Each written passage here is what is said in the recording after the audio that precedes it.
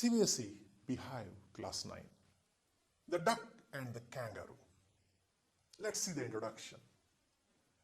The Duck and the Kangaroo is a nonsense poem by Edward Lear. Edward Lear, born in 12th May 1812, Holloway, United Kingdom, died 29th January 1888, Seremo, Italy. It was the first published in Lear's 1870 collection. Nonsense Songs. The poem depicts a dialogue between a pond-bound duck and the kangaroo, who represents the duck's greatest chance at freedom. The duck pursues to kangaroo to take the duck and round the world on its back, while the duck and the kangaroo does not share the structure or the precise matter of Lear's limericks. His greatest claim to fame, the poem includes Lear's signature wordplay and his use of horomorphism, in which he gives animal characters very human traits and interactions. The Duck and the Kangaroo by Edward Lear. The poem is like this, students. Said the duck to the kangaroo, "Good gracious, have you hope over the fields and to the water too, as if you never would stop? My life is a bore in this nasty pond, and I long to go out in the world beyond.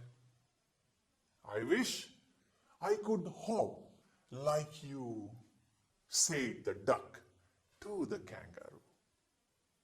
"Please give me a ride on your back," said the duck to the kangaroo. "I would sit quite still and say nothing but quack the whole of the long day through, and we would go to the Dee and Jelly Bow Lee, over the land and over the sea. Please take me a ride, oh do," said the duck to the kangaroo. Said the kangaroo to the duck, "This requires some little reflection. Perhaps, on the whole, it might bring me luck. And there seems but one objection, which is, if you will let me speak so bold. Your feet are unpleasantly wet and cold, and would probably give me the roo." "Mats," said the kangaroo. Said the duck, "As I sat on the rocks, I have thought over that completely, and I bought 4 pairs of worsted socks, which fit my wet feet neatly. And to keep out the cold, I have bought a clock. And every day a cigar I will smoke, all to follow my own dear true love of a kangaroo." Said the kangaroo, "I am ready. All in the moonlight pale, but to balance me well, dear duck, sit steady and quite at the end of my tail. So away they went with a hop and a bound, and they hopped the whole world 3 times round. And who so happy? Oh, who? As the duck said, and the kangaroo. Dear students, the duck and the kangaroo, let's see the detailed explanation of the poem along with meanings of the difficult words and literary devices used in the poem. Given here is the complete explanation of the poem analysis, stanza-wise, along with the summary. Let's see the poem and explanation stanza-wise. Stanza 1. Again, I repeat the stanza 1, and after that explanation is needed. Said the duck to the kangaroo, "Good gracious, how you hope over the fields and the water too, as if you were never would stop. My life is a bore in his nasty pond, and long to go out in the world beyond. I wish I could hope like you," said the duck to the kangaroo. Students, see the typical words are nasty, means unpleasant, bad. Let's see the explanation. The duck is awestruck to see the movement of kangaroo. It explains that the kangaroo could hop continuously over the field and water bodies. The duck's life was boring and it remained in the pond all the time. It wished to see the world beyond the limits of the pond. It wished that it could also hope like the kangaroo. Hope here means, students, jump. Let's see the second stanza. Please give me a ride on your back, said the duck to the kangaroo. I would sit quite still and say nothing but quack the whole of the long day through. And we would go to D and Jelly Bolly, over the land and over the sea. Please take me all right, oh do, said the dog to the kangaroo. Students, here the word quack means the sound made by the duck, and it can do this, nothing else. Let's see the explanation. The duck requests the kangaroo to give it a ride on its back. Duck promised that it would sit quietly and would just quack all the day. The duck sits the place that they would visit as D and Jelly Bolly. It adds that they would hop over the land and see the sea, the places it want to enjoy. Dear students, stanza 3. Said the kangaroo to the duck, this requires some little reflection. Perhaps on the whole it might bring me luck. And there seems but one objection, which is, if you will let me speak so bold, your feet are unpleasantly wet and cold, and will probably give me the roo. Mattis, said the kangaroo. Students, the typical words reflection means thought, pondering.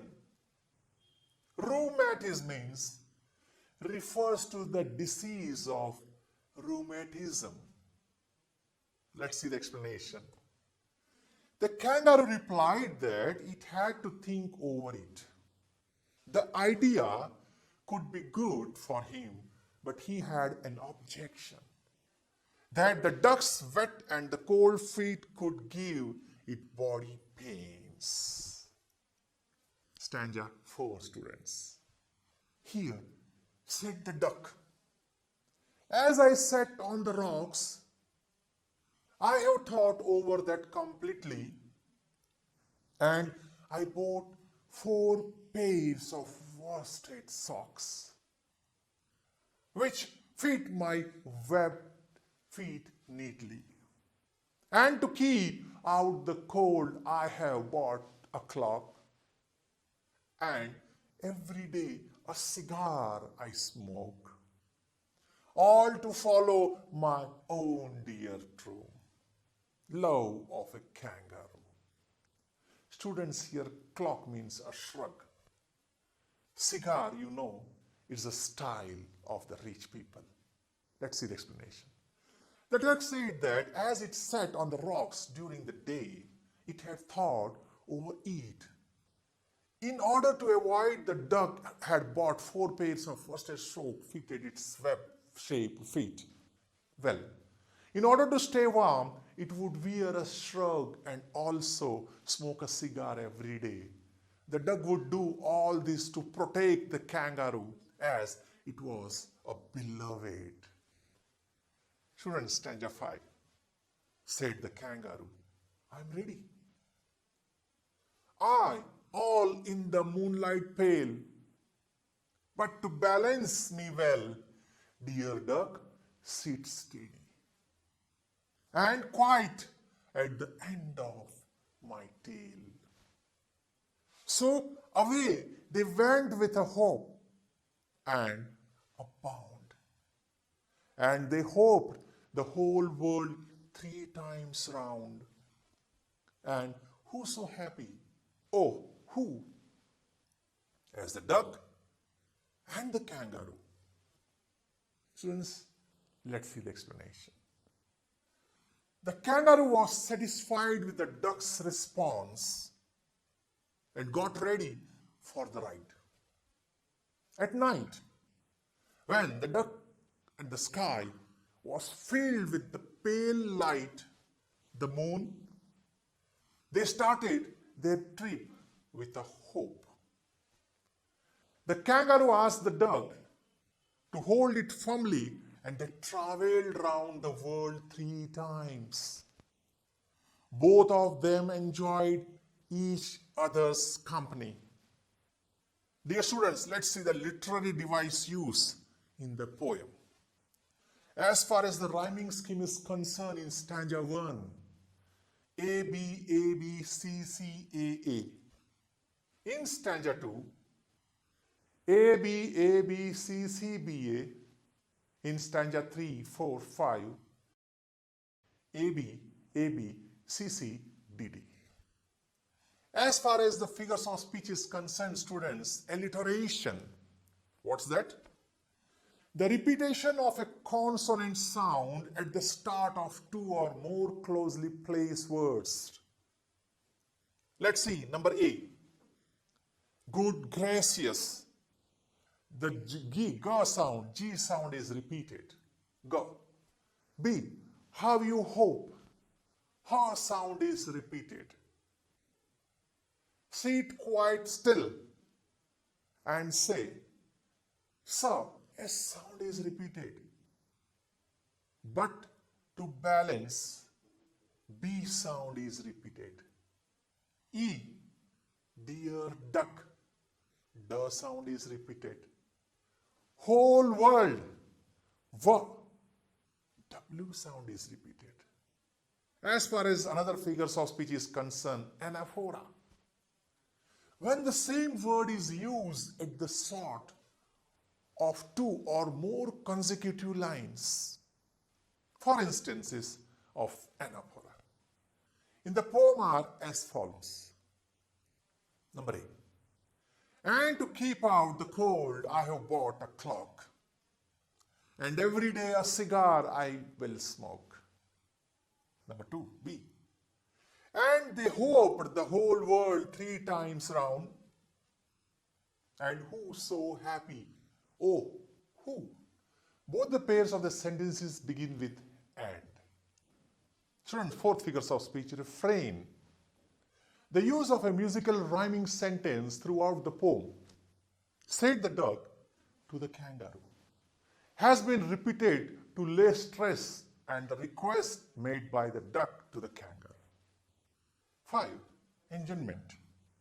When the same sentence continues in the two or more lines, instances for enjoyment in the sentence in the poem are as follows.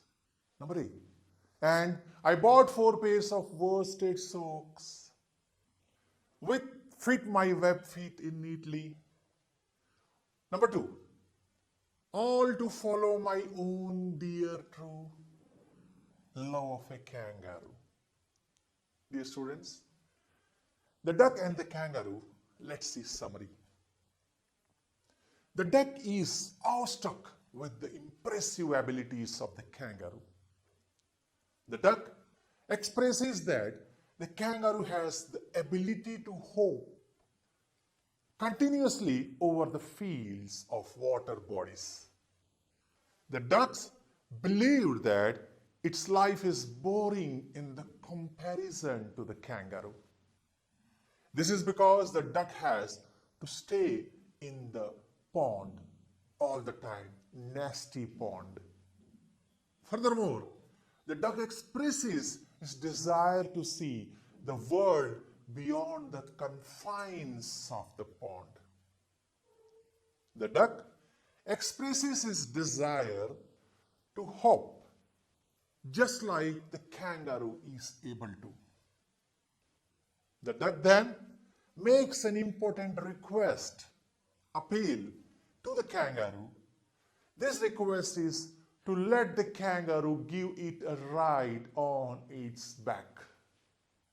The duck makes a promise to sit on the back of the kangaroo in a quiet manner and would just quack all the day.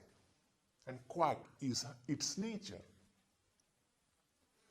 The duck lists the place that they would visit and it would sit quietly and would just quack all the day. As far as the duck here has given the long list of places it has a desire to visit, and these places are D and Jolly Bolly. The duck also makes an addition that they would hop over the sea as well as the land. Then came an important reply for the kangaroo. The kangaroo replies that it will need to think it over. The idea could be good for him, but the kangaroo made an objection. This objection was that the duck had wet and cold feet. Due to this, the kangaroo had a fear that it can get body pains. The duck said that it had a solution as it thought over it by sitting on the rocks during the day. To avoid that, the duck bought 4 pairs of worsted socks. These worsted socks fitted its webbed and shaped feet well. Moreover, for the purpose of staying, the duck would cigar every day and wear a shirt. Most noteworthy, the duck would undertake all these measures in order to ensure the protection of its beloved kangaroo. There was satisfaction from the kangaroo with the response of the duck. Consequently, it gave its consent to give a ride to the duck. With the arrival of the night time, there was pale light of the moon filling up the sky. Finally, the kangaroo and the duck began their trip with a hop. The kangaroo told duck to hold it firmly during the travel. Moreover, duck and kangaroo traveled together round the world. What's more, they traveled round the world 3 times. Both of them were happy in each other's company.